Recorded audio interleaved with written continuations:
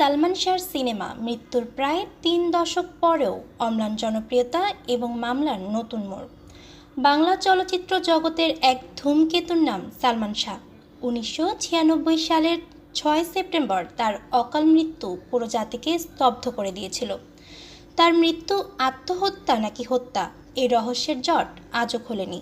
তবে মৃত্যুর প্রায় ৩ দশক পরেও তার অভিনীত চলচ্চিত্রগুলো দর্শক মহলে সমানভাবে জনপ্রিয় এবং তার সিনেমা নিয়ে আলোচনা সমালোচনা এখনও চলমান। সম্প্রতি তার মৃত্যু রহস্য মামলার নতুন মোড় ভক্তদের মনে আবারও আশার সঞ্চার করেছে।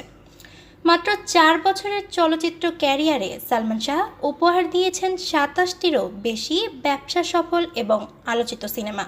তার অভিনীত প্রথম চলচ্চিত্র কেয়ামত থেকে কেয়ামত তাকে রাতারাতি সুপারস্টার করে তোলেন।